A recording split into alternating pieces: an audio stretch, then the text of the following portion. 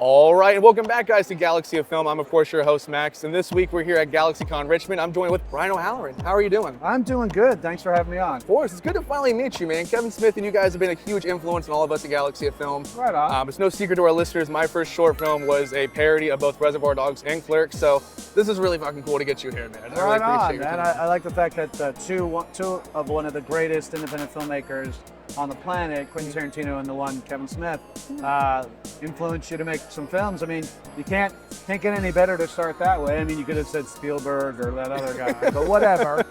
Yeah. But regardless, you know, I've made a lot of love, or put a lot of love into that film, and of course, you know, a lot of love came out with the Clerks films. And I think that kind of bleeds over into my stuff as well, too. Right on, man. Well, I look forward to seeing that film and some of your other films. And Oh, you know, when you get up there and you're doing some SAG type of work, by all means, give me a shout. Oh, absolutely, we'll do. We have a couple questions to go over real quick. Sure, let's do it. So it's no secret that Kevin kind of just threw you guys in front of the camera, more or less, to go ahead and make that movie, if you will. But I'm really curious, what was your first original dream job, your original plan before acting? Oh, original plan was automotive engineer. Really? My father was an automotive mechanic and engineer, and I used to love working with him on cars and stuff. Unfortunately, he passed away when I was 15, which devastated my world. Well, thank you for that. Devastated my world, and from that point on, my friends and I, we were into role-playing games like, you know, Dungeons and Dragons, Village of Vigilantes, things like that. And I just started to submerge myself into that world. And after that, it seemed like I was always interested in portraying characters, obviously, in role-playing games. And I got more into that, started doing school plays in high school, then out of high school, went to college, took all the theater courses I could, and then started auditioning for local community theaters.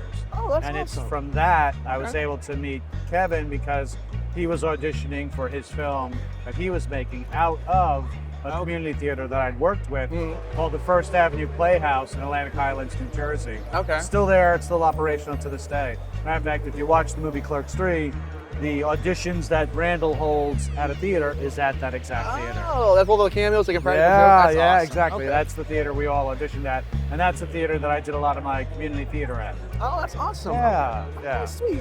We'll kind of diving a little bit more into the character of Dante and whatnot. Obviously, the events of Clerks 3 have happened, and it's no secret as well, you guys always make cameos in other films as other characters and whatnot, too. Correct. Is there any other kind of character that you want to have an arc with that you've already played as in these films that you want to return to now that it seems like Dante's story is complete? You know, it'd be interesting to see where Gil Hicks from Mallrats went on to, or even Grant Hicks. Now, Grant Hicks, I've been fortunate enough to play again. He was a news reporter from Dogma. Yeah. We then brought him back for Jay and Silent Bob reboot movie, where there's a scene with Jason Mewes and Shannon Elizabeth where a little thing goes on while the news report's going on. You know, that whole kind of vibe was always an Anchorman feel to me before Anchorman came out. I wouldn't mind exploring more of that Grant Hicks character. I'm glad you mentioned that because there's also a news film I'm working on currently where that's a direct inspiration from as well. Oh, so right funny on, little right tie on. around too. Yeah. And quick question as well, kind of diving in with you know, behind the scenes stuff. You produced a couple times, including with some stuff with Clerks 3. Do you have any interest in directing something at some point? Oh no, 100%. But I've worked with some of the best directors in the world. I've worked now with Kevin Smith. I was part of M. Night Shyamalan's The Happening. James L. Brooks, I did a movie that had Jack Nicholson in and a few others, Reese Witherspoon as well, called Now You Know. And just to get to work with the creme de la creme of directors, you learn the best thing to do is shut up and just listen and watch.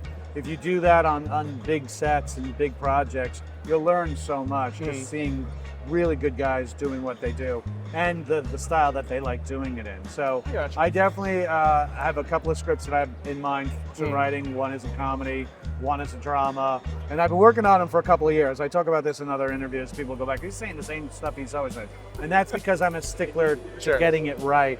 You know, I've worked with some really great people that I can't dip below. I get that. I self critique myself all the time, and I want to make sure it's just right. I get that. And honestly, I think those are kind of the best projects. You know, a lot of the when it comes to writing, especially getting the ball rolling at one point and then kind of coming back, whether it be months or years later, sometimes that break away from it is what you need to make it a better piece, honestly. True, but I mean, I know that Kevin goes around, he does his evenings with Kevin Smith Talks, and he says you know, especially after him getting his heart attack, and even the message of Clerks 3 is, now is the time. Absolutely. Stop putting off stuff.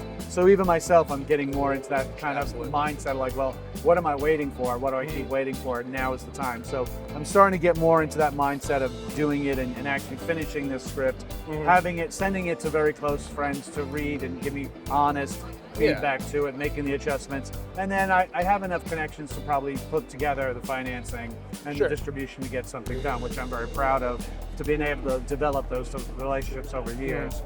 So in that case, yes, you will in the near future see me directing something. Awesome, I'm looking forward to seeing it. I feel you on the message of Clerks 3, of course, too. I feel like when it comes to my own writing, you know the meme of Charlie from Always Sunny in Philadelphia, where it's all the strings of the board? That's my writing technique. I'm like 5 scripts at once, post-it notes. No, I got it. Look, if you're going to do a world like Kevin has done, his Viewist universe kind of thing, and you want connective tissue from one project to the other, or if it all happens in a certain area of the country or whatnot, it's a fun thing for the fan base, to be honest with you. Like, oh, this is the sequel to the same thing of the such and such, and they love the connections of filling out a world. You know, projects like that usually are TV series, where that's what I always tell when I do talks at film schools or acting schools is, you know, television is a writer's medium. It's a chance for a writer to take characters from episode to episode to episode. Film is a director's medium because they're in the end directing and pulling and choosing the cuts that are done, while theater is the actor's medium. Yeah, absolutely. Because once you do live theater, once the curtain opens and the show opens after the first premiere, it's that actor's stage from beginning to end. You're taking a story from literally the beginning of the show to the end of the show. There's no stop, cut, oh wait, let me do it again. No, you gotta carry it. And you're lucky if you get an intermission too. Absolutely. And then the voiceover work is such a great medium. If you have a talent, but you don't want to get in front of a camera, or you have the talent to do multiple voices, as you can see here at the con, there's so many voiceover actors here. And that medium is growing, animation especially is growing, video games and all that are growing exponentially. So those are the type of things, if you want to do anything in those type of arts, is the way to go. Absolutely. Well, thank you so much for your time and for questions. Where can our listeners find you? You can find me on Brian C. O'Halloran on both X, Instagram, the Brian C. O'Halloran on Facebook. If you go to my link tree, on all of those social medias, you'll see the link to my link tree, which will give you links to all of my appearances, all the merch, and stuff like that. Very nice, very nice. Well, thank you so much. And not at all. Stay tuned for later, guys. Stay tuned.